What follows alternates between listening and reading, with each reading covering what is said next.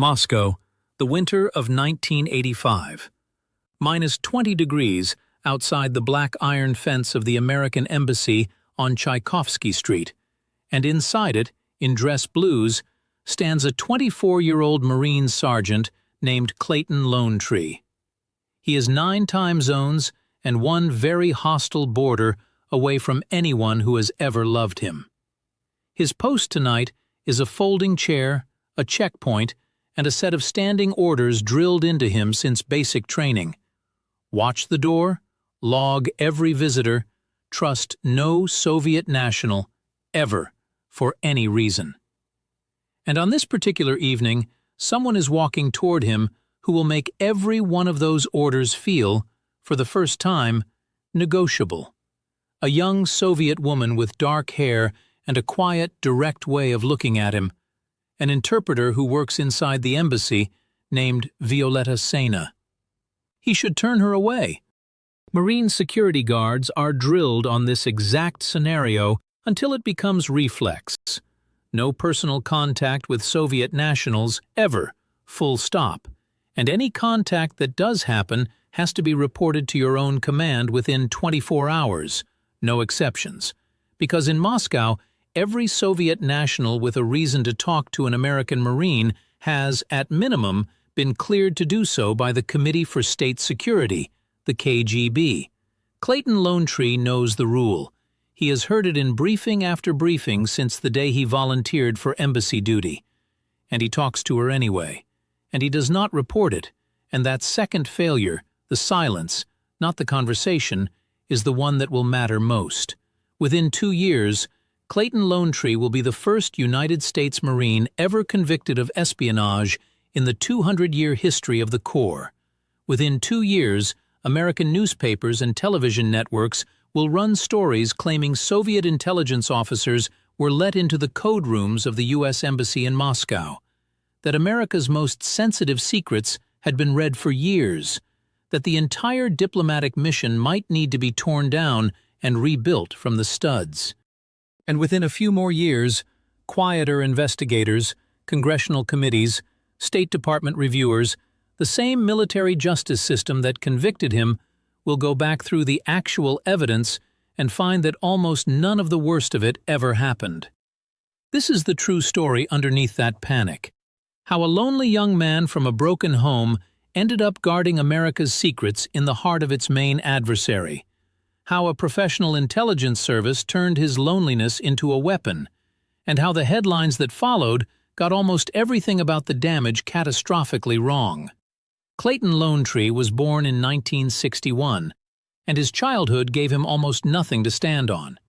His father was Navajo, his mother Winnebago, and for long stretches of his early years the family moved between reservations and relatives, never quite settling anywhere long enough to belong. His parents separated while he was still young.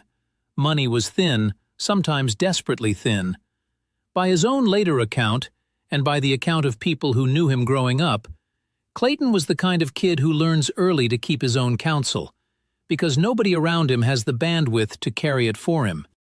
He grew up an outsider twice over, Native American in towns that mostly didn't see him, and poor in an America that mostly didn't care.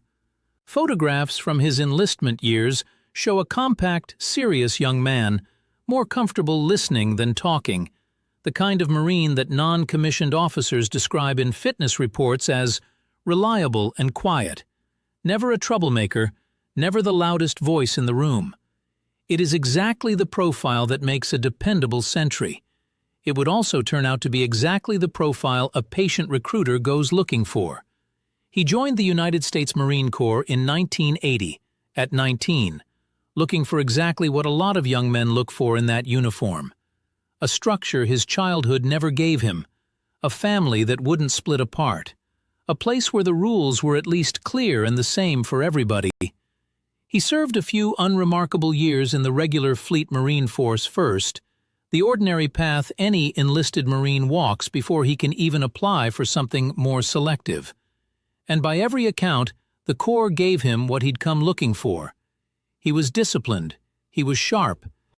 He did well enough, and impressed enough of the right people, and kept a clean enough record that in 1984 he was accepted into one of the smallest, most selective assignments in the entire Corps, the Marine Security Guard program, the Marines who stand post inside American embassies and consulates around the world. Getting into that program was itself a filter. Candidates went through a dedicated school at Quantico, weeks of training in security procedures, counterintelligence awareness, and the specific etiquette of representing the United States government in a foreign capital while carrying a weapon and a clearance. A meaningful share of every class washed out before finishing.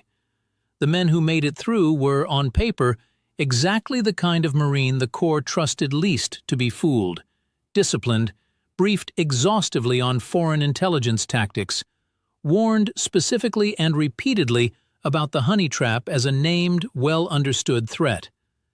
Clayton Lonetree sat through those same briefings. He passed. And it did not matter, because the briefings were built to defend against a tactic, and what actually got him was something the classroom could never fully inoculate against. A year and a half of profound, grinding human loneliness. It sounds glamorous from the outside, this posting. In practice, it is one of the loneliest jobs the military offers. A Moscow detachment in this period counted only a handful of Marines rotating the same posts around the clock. The front entrance, the Marine house where they bunked together, the interior corridors nearest the classified workspaces. Off-duty, there was a rec room, a small bar for the detachment's own use, and very little else, because fraternizing with the local population was tightly restricted, and going anywhere alone in the city meant accepting that you were almost certainly being watched. You do not get to go home for the weekend to blow off steam. You live directly above the fault line between your country's most sensitive secrets and a foreign intelligence service actively trying to steal them, and you do it mostly bored, mostly isolated, mostly a very long way from anybody who loved you before you put on the uniform. There is no harder posting anywhere in that program than Moscow. And none of this made it a station any Marine Guard entered blind. The KGB's Second Chief Directorate, the branch responsible for counterintelligence work against foreigners on Soviet soil, treated the small rotating detachment of Marine Guards at the embassy as a standing target, year after year, class after class, for the length of the entire Cold War. Guards were followed, guards were photographed, guards were, on occasion, offered exactly the kind of unhurried, friendly approach that Violetta Seina would eventually offer Clayton Lonetree, because it worked often enough on someone that giving up on the tactic never made sense from Moscow's side of the ledger. Lonetree was not some freak failure of one man's individual judgment. He was the rare instance in which a decades-long, institution-wide Soviet targeting effort against a known and long-documented vulnerability finally produced a result that ended in a courtroom instead of quietly in a filing cabinet. By the mid-1980s, the U.S. Embassy in the Soviet capital operated inside a country built, from the top down, around surveillance of exactly this kind of target. Soviet law required the embassy to hire nearly all of its local support staff, drivers, electricians, maintenance crews, cleaning staff, interpreters, through a single Soviet state agency that Western intelligence assumed, correctly, was thoroughly infiltrated by KGB officers and informants. It was, in effect, a workforce handed to the American mission by the very service most interested in penetrating it. And everyone on the American side understood the arrangement for exactly what it was. It was simply the unavoidable price of keeping an embassy open in Moscow at all. Soviet counterintelligence had, by this point, decades of practice turning that arrangement into recruitments, and a well-documented specialty within that practice was what Western officers privately called the Swallow operation. A trained, attractive woman placed in careful, apparently accidental proximity to a lonely foreign official, tasked with building exactly the kind of intimacy that eventually becomes leverage. Into that arrangement and into that specialty walked Violetta Seina, and into her path walked a homesick Marine sergeant a very long way from any reservation in the American Southwest. The rules said no contact, and the rules were not wrong. But the rules were written by people who had never had to sit alone on a folding chair through a Moscow winter for 18 months at a stretch, watching the same gate, eating the same embassy cafeteria food, unable to so much as strike up a friendly conversation with most of the people around him without violating a security regulation. Violetta was warm where the post was cold. She asked him questions about himself, real questions, the kind that suggested she was actually listening to the answers. She remembered small details from one meeting to the next, a joke he'd made, a place he missed, a brother he mentioned once and never brought up again. For an hour at a time, she made an alien, hostile city feel almost survivable, and she kept coming back. Lonetree told no one at the embassy what was developing. That silence is worth pausing on, because it is the hinge the entire case turns on. It was at that point a small betrayal, nothing more sinister yet than a broken regulation about who a Marine on this kind of duty could and could not see socially. But a man who is already concealing one thing from his command has already taught himself he is capable of concealment, that the world does not end when a rule is broken quietly enough. The KGB did not have to teach Clayton Lonetree how to keep a secret from his own government. He arrived with that skill already half-formed, out of pure loneliness, and Violetta simply gave him a reason to use it. The relationship deepened through 1985, conducted quietly, away from the embassy's eyes, in a city where genuine privacy for an American Marine essentially did not exist, and both of them knew it. And then, some months in, Violetta told him something that should have ended everything on the spot, if he had been thinking like a Marine instead of a 24-year-old a very long way from home. She wanted him to meet her uncle. His name, as she introduced him, was Sasha, a warm, comfortable, fatherly older man, fluent in English, quick with a joke, generous with vodka and with attention. He favored quiet corners in restaurants where trade officials and mid-level bureaucrats mingled, and nobody looked twice at another round of drinks between friends. He was not her uncle. He was a Soviet intelligence officer, later identified in public reporting on the case as Alexei Yefimov, and Uncle Sasha was simply the cover identity under which he would spend the next year building, with real professional patience, one of the oldest closing traps in the intelligence business. Notice the shape of what happened next, because it follows the textbook almost to the letter, and it is worth slowing down to actually watch the machine work. Sasha did not ask Clayton Lonetree for a single secret at that first dinner, or the second, or the fifth. He asked about his childhood. He asked, gently and without pressing, about a father who had never been much of a presence, about a Marine Corps that had apparently given this kid the only real family structure he had ever known. He listened, and he remembered what he was told, and he brought it up again weeks later in a way that felt like genuine care rather than a filed report. He complained a little, human to human, about his own government, and let Lonetree grumble a little about his, the small, disarming intimacy of two men agreeing that bureaucracies are absurd everywhere on Earth. He picked up the check, always. He asked after Violetta with an uncle's easy warmth. Over months, meal by meal, toast by toast, he built something that felt, to a homesick sergeant with almost no other close relationship on the planet, like the first unconditional friendship of his entire adult life. Only once that foundation was fully poured did the requests begin, and they began so small they barely registered as requests at all. Could Clayton just confirm a name, someone he'd noticed at an embassy reception, a face Sasha thought he half-recognized from years ago? Could he describe, in general terms, the layout of the embassy's more public areas, nothing classified, the kind of thing any visitor to a reception could probably sketch from memory anyway? It felt, in the moment, like a favor between friends. Not betrayal. Not yet. That is precisely the point. This is how the machine actually works. And it is not unique to Clayton Lonetree.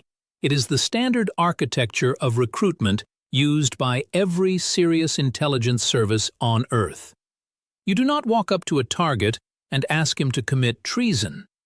You ask for something trivial, then something slightly less trivial. Each small yes makes the next one easier to give, because refusing now would mean admitting to yourself that you should have refused before. And by the time the requests turn genuinely serious, the target has already crossed so many small lines that the big one feels, perversely, like the least dramatic step in the whole sequence. Combine that gradual staircase with the specific, engineered isolation of a Marine Guard's life in Moscow. No close friends nearby to notice the change in him, no family within 4,000 miles to ask a hard question at Sunday dinner. No one at all who could look him in the eye and say his story didn't add up. And you have something close to a laboratory-perfect environment for exactly what happened to this one lonely sergeant. It is worth remembering, too, what else was happening across the wider Cold War world at exactly this moment, because Clayton Lonetree was not operating in a vacuum. 1985 would later be nicknamed, in the American press, the Year of the Spy. The 12 months in which the FBI rolled up John Walker's Navy spy ring, arrested the analyst Jonathan Pollard for selling secrets to Israel, and caught the CIA's Larry Wu Tai Chin and the NSA's Ronald Pelton passing material to Moscow and Beijing. Betrayal that year seemed to be everywhere at once, and the American public and its Congress were already primed, before Lonetree's name ever surfaced, to believe that the nation's secrets were leaking out of every institution meant to guard them. That atmosphere did not cause what Lonetree did in Moscow, but it explains in part why the country was so ready to believe the very worst the moment his case reached the newspapers, and why the actual scale of his crime would matter so much less, for a while, than the mood everyone had already been primed to feel. By early 1986, the requests had stopped being trivial.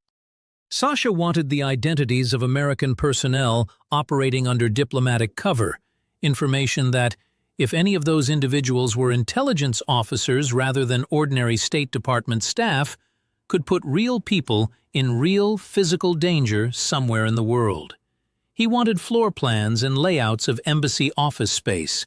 He wanted the kind of granular detail about the building and its routines that mattered less as documents in themselves than as raw material the KGB could use to map the embassy's human terrain, who worked where, who mattered, who might be worth their own separate approach someday.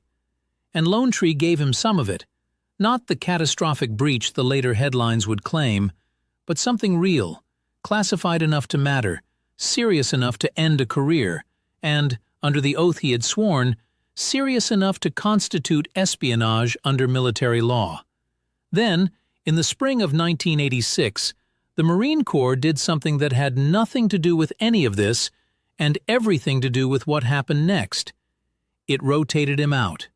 Standard assignment cycle, nothing unusual, on to his next embassy posting, Vienna, Austria. You would think distance might have saved him. It didn't.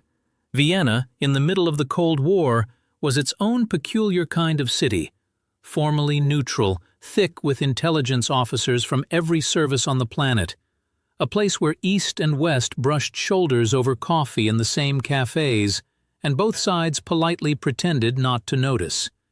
It was a city built for exactly this kind of continuity, and Sasha followed, or rather, the operation simply followed him, because an asset a service has spent a year cultivating does not get released just because his duty station changed on a transfer order.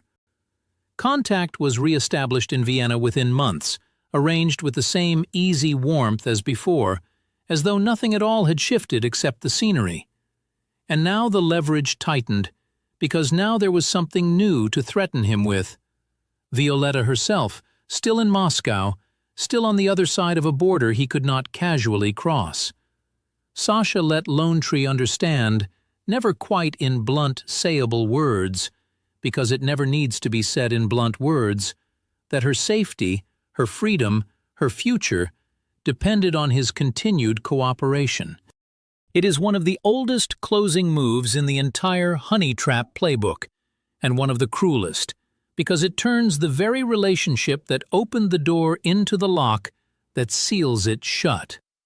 Whether Violetta was ever genuinely at risk, or whether the threat was simply theater staged for Lonetree's benefit, the effect on him was identical either way. He kept talking. What became of Violetta Seina afterward, whether she was ever disciplined, reassigned, or simply absorbed back into the ordinary machinery of Soviet life, was never established in any public record. She disappears from the case exactly where her usefulness to it ends, which is itself the coldest detail in the whole affair. Over the following months in Vienna, more material moved across the table. More photographs meant to help identify American personnel, more documents, more of exactly the kind of access-level, non-cryptographic material a Marine security guard actually has, as opposed to the near-mythical crown jewels the public would later be told he'd handed over. It was not, by any serious later accounting, a compromise of American cryptography. It was, however, a documented, sustained, more than a year-long pattern of espionage carried out by a sworn Marine holding a security clearance inside two of the most sensitive diplomatic postings in the world. The exact conduct the Uniform Code of Military Justice's espionage article was written to punish, regardless of how modest the individual documents might look sitting on a table next to a stack of stolen cipher keys from some other, far larger case. And the whole time, something in him was coming apart. Here is what mattered underneath the uniform and the clearance and the classified access. Clayton Lonetree was a young man who had spent his entire life aching for somewhere he truly belonged, who had finally found something close to family inside the Marine Corps, and who had then, quietly and methodically, betrayed the one institution that had ever seemed to want him. That contradiction does not sit comfortably in a person for very long.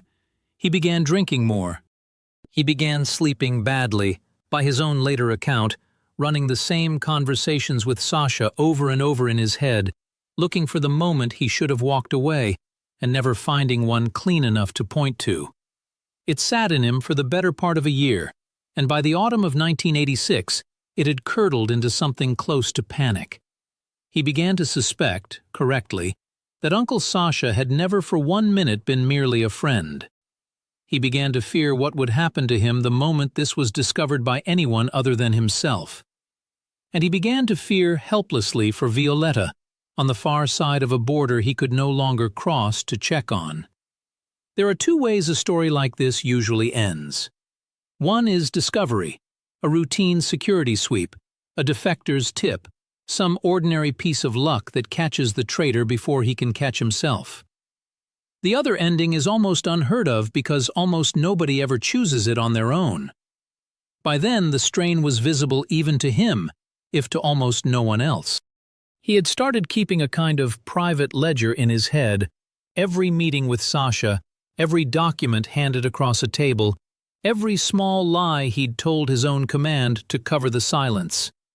And the ledger had grown too long to carry without it showing. He was short with the other Marines in the detachment. He drank alone when he could get away with it. He would later describe the last weeks before he made his decision as the closest he ever came, in his adult life, to feeling like the isolated kid he'd been before the Corps ever took him in. Except now, the isolation was entirely of his own making. A wall he had built himself, brick by brick, out of every secret he hadn't told. For weeks that winter, Lonetree carried the decision around with him like a stone in his boot, on post, in the Marine house, at meals he barely tasted. Confessing meant the end of the only career, the only family he had ever chosen for himself. Saying nothing meant becoming, permanently, exactly the kind of man Uncle Sasha had spent a year turning him into. In December of 1986, at the American Embassy in Vienna, he finally walked up to a CIA officer and told him the truth. Nobody had caught him. Nobody at that point even suspected him. He walked up entirely on his own initiative, said he had a serious problem, and began, haltingly, to lay it out. The relationship in Moscow, Uncle Sasha, the photographs, the documents, all of it. He would later say his motives were mixed. Guilt, plain and simple, mixed with something closer to a plan of his own. He wanted, he said, to try to help turn the operation back around, to feed the KGB false material as a kind of double agent rather than simply confess and end his career outright. Whatever combination of conscience and self-preservation walked him through that door, the fact underneath it is one of the rarer moments in the entire history of American espionage cases.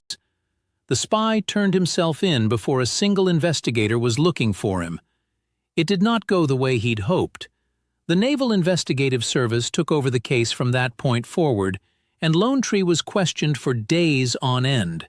Long, grinding sessions in unfamiliar rooms, far from any lawyer, far from anyone who might have told him to stop talking. Those sessions produced an extensive confession, one that would later become a genuine point of legal controversy, and one the case would eventually be remembered for well beyond Lonetree's own name.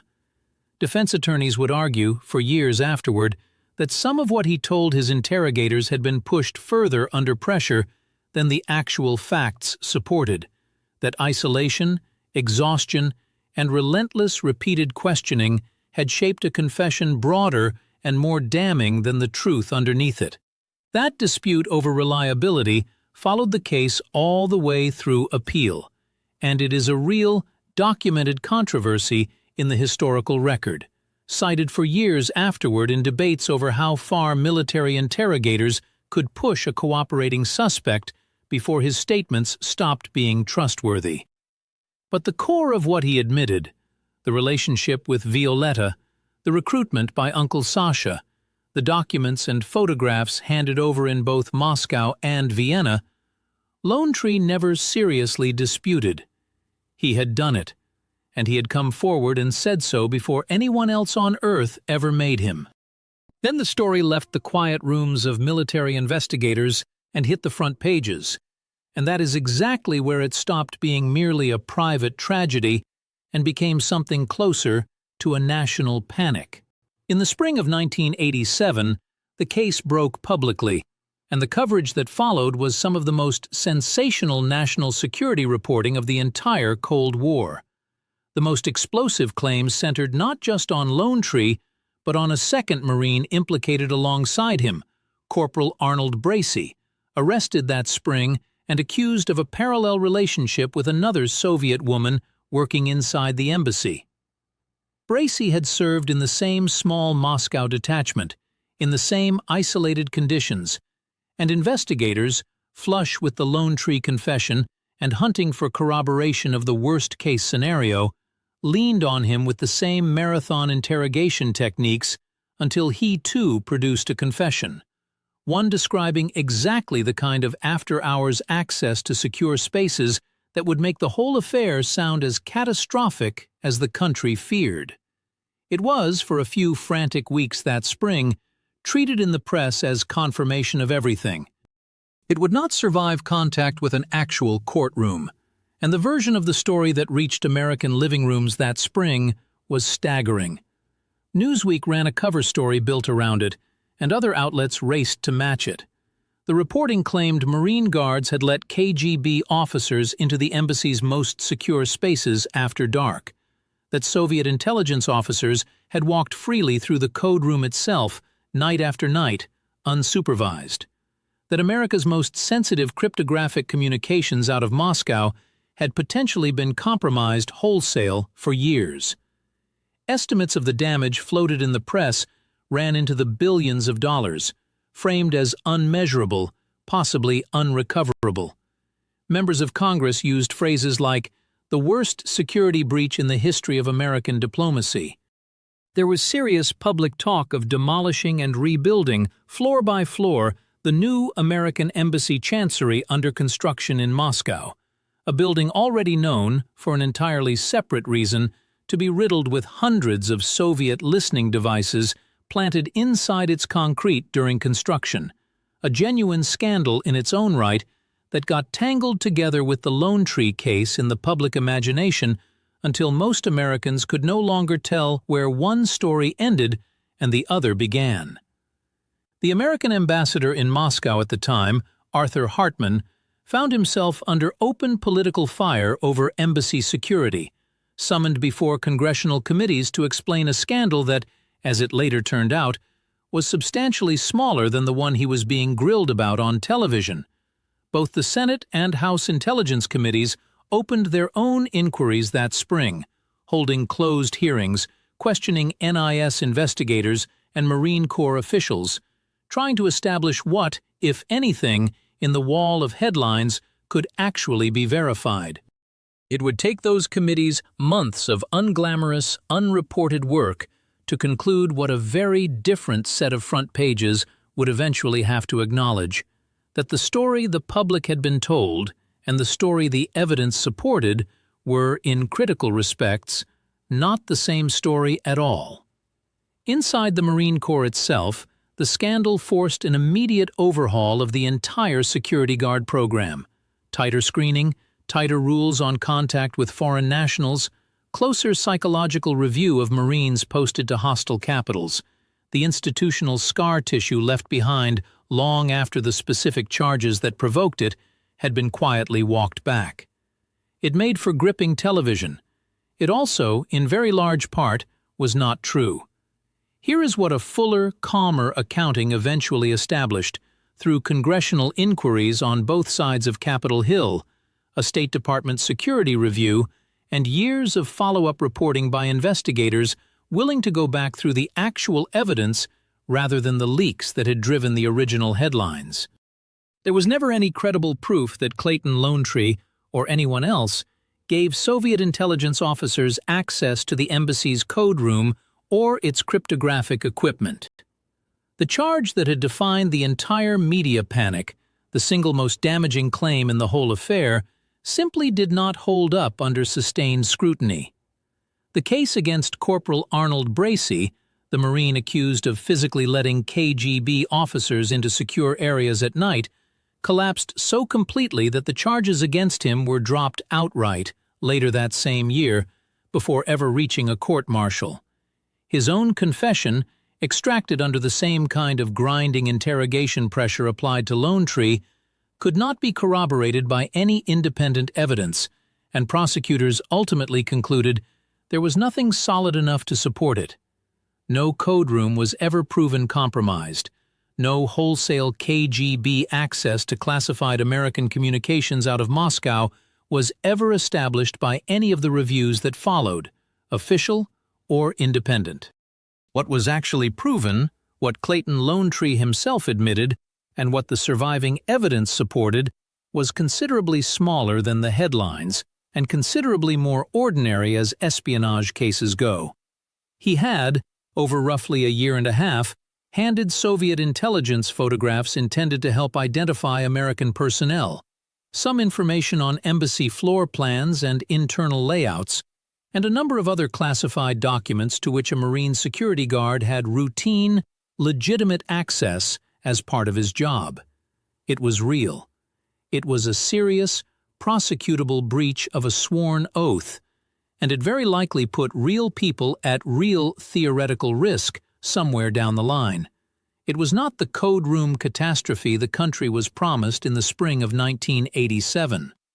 The gap between what the press screamed that season and what sober investigators actually confirmed years later stands as one of the more sobering footnotes of the entire Cold War, a reminder that one lonely sergeant's real documented crime was serious enough on its own terms, without ever needing to be inflated into the version that made the cover of a national magazine and nearly cost an ambassador his career. None of that calmer reassessment, though, had happened yet in the summer of 1987. What the country had, at that moment, was a Marine in custody, a public primed by weeks of lurid front-page claims to expect the very worst kind of betrayal, and a general court-martial about to convene at Marine Corps Base Quantico, Virginia, to determine, formally and finally, exactly what Clayton Lonetree had done and what he had not. The proceedings ran through the summer, prosecutors laying out count after count under the military's espionage articles, passing classified information to an agent of a foreign government, conspiracy, failure to report contact with a foreign intelligence officer as required of every cleared Marine. The defense argued, in essence, for the smaller true story against the larger false one that had already convicted him in public opinion months before the trial even opened. That this was a lonely, manipulated young man targeted by trained professionals, not the architect of a catastrophic security collapse, and that at least part of his own confession had been shaped under interrogation pressure rather than drawn cleanly from fact. Witnesses were called. The relationship with Violetta was laid out in detail. No 26-year-old wants read into a public record in front of his own command. The photographs, the documents, the dinners with Uncle Sasha in 2 different cities on 2 different continents, all of it entered as evidence weighed by a panel of Marine officers sitting in judgment of one of their own. Reporters filled the gallery every day. Cameras waited outside the courtroom doors at Quantico for a verdict the whole country had already decided it knew in advance. When it came time for Lonetree himself to address the panel, he did not deny what he had done. He told them, in his own halting words, that he had betrayed his oath, that no amount of loneliness or manipulation erased that fact, and that in the end he had chosen to walk forward rather than keep living the lie. It moved almost no one who had already decided, months earlier, exactly what kind of man he was. It was not enough to save him, and it was not enough either to convict him of the version the headlines wanted. On the core espionage counts, the military jury returned its finding: guilty. And in the same courtroom, the panel handed down its sentence. Clayton Lonetree, dishonorably discharged from the United States Marine Corps, reduced to the lowest enlisted rank on the books, stripped of all pay and allowances, and sentenced to 30 years in prison, the harshest term ever imposed by an American military court for espionage, delivered against a man who had, in the end, walked up and confessed before anyone else on earth had ever found him out. Clayton Lonetree did not serve 30 years. His case moved through years of appeals within the military justice system, appeals that wrestled openly with the disputed circumstances of his original confession, even as the core espionage convictions held. Outside the courtroom, a public advocacy campaign grew around him. Supporters, including Native American organizations and members of Congress, arguing that once the code room allegations had been debunked, 30 years looked wildly disproportionate next to sentences handed to spies who had done demonstrably greater harm.